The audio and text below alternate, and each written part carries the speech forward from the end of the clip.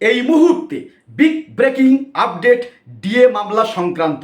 তো আপনারা স্পষ্টতই জানেন যে সুপ্রিম কোর্টের অর্ডারে ইতিপূর্বে বলা হয়েছিল 2009 সালের রোপা অনুযায়ী বকেয়া ডিএর 25% সরকারি কর্মচারীদেরকে মিটিয়ে দিতে হবে।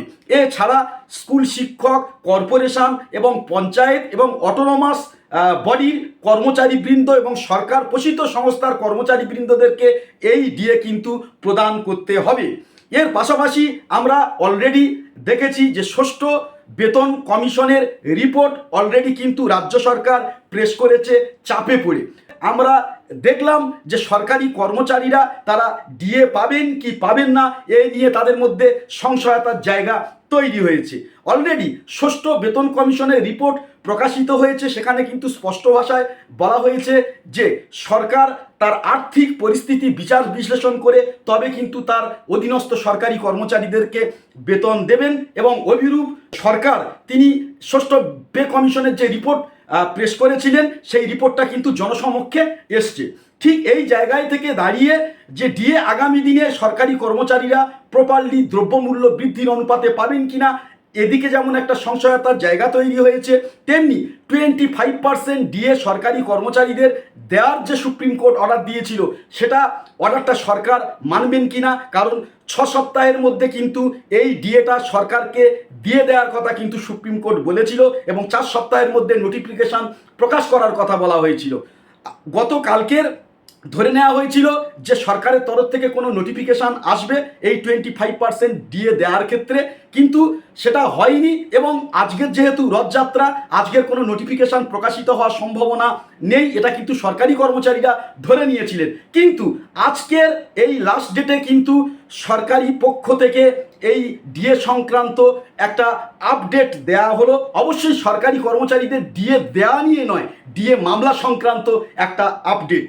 অলরেডি রাজ্য সরকার সুপ্রিম কোর্টে মডিফিকেশান অ্যাপ্লিকেশান কিন্তু দাখিল করেছে এবং মডিফিকেশান অ্যাপ্লিকেশানে অনেক কিছু বক্তব্য সেখানে উঠে এসছে।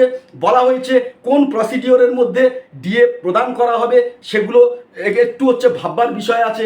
তার পাশাপাশি যে ইতিপূর্বের যে 2009 সালের যে রোপা, সেই রোপা অনুযায়ী এই ডিএ যে দেওয়া হবে আগামী দিনে কোন প্রসিডিওরের মধ্যে একটা সিস্টেম মধ্যে তো ডিএ দিতে হবে, সেই সিস্টেমটা সম্পর্কে একটু ভালো করে যাচাই করার দরকার আছে।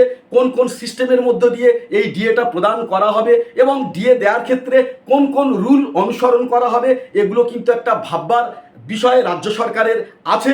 ফলে রাজ্য সরকার এই মুহূর্তে কিন্তু সুপ্রিম কোর্টে প্রে করেছে মডিফিকেশান অ্যাপ্লিকেশানের মাধ্যমে তাদের আরও 6 মাস সময় দেওয়া হোক এই ডিএটা কিভাবে দেওয়া যেতে পারে, তার প্রসিডিওর কি আছে, কোন রুল কোন আইন ফলো করে দেওয়া হবে, কোন পদ্ধতি অনুসরণ করে ডিএ দেওয়ার বিষয়টাকে ত্বরান্বিত করা হবে, এই বিষয়টা বলা হয়েছে। অর্থাৎ প্রসিডিওরের কথা বলা হয়েছে, ডিএ কবে দেয়া হবে এ সংক্রান্ত কিন্তু মডিফিকেশান অ্যাপ্লিকেশানে উঠে আসেনি। এটা অবশ্যই করে আজকের 27/6/2025 এটা অফিসিয়াল আপডেট। তার পাশাপাশি আমরা দেখতে পাচ্ছি যে সুপ্রিম কোর্টে এই সরকারের নীতিগত সিদ্ধান্তের বিরুদ্ধে কন্টেম্প্ট মামলা করতে চলেছে।